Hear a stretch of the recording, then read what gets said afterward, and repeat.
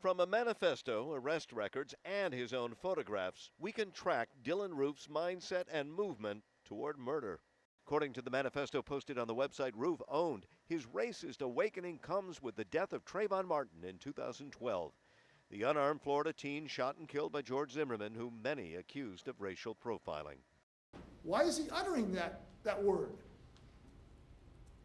Other than that's how he feels. At the same time, Roof and Martin are the same age, 17. According to the manifesto, he began researching the case online. More importantly, this prompted me to type in the words black on white crimes into Google, and I have never been the same since that day.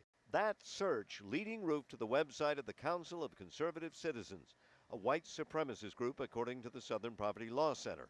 3 years later, Roof begins to act on his hate. February 9th, he registers his white supremacist website. February 28th, Roof's arrested at a local mall near Columbia. The incident report says police are called when he asks, quote, out of the ordinary questions, such as the number of employees and when they come and go.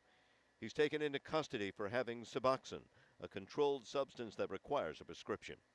By the middle of March, we begin to see Roof on a twisted pilgrimage posing on Sullivan's Island, south of Charleston, once the largest slave port in North America. Later that month, he's in Elmwood Cemetery in Columbia, which has a large section dedicated to Confederate soldiers.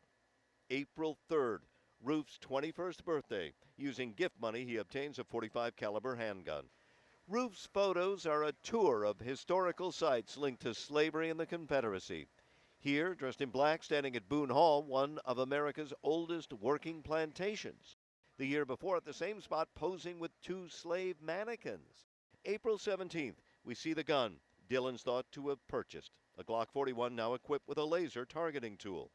3 days later, here he is with the same weapon pointing directly at the camera. Shortly after that, he's back in Charleston at another plantation in front of a faded wooden sign reading, Sacred Burial Ground for Our African American Ancestors. The next day, he's in Columbia at the Museum and Library of Confederate History. Days later, Roof poses at sunset on the beach. It seems innocent enough until you look at his feet and see the number 1488. According to the Southern Poverty Law Center, that number is a common white supremacist code. Over the following weeks, friends say Roof drinks heavily and takes pills while spilling increasingly threatening talk.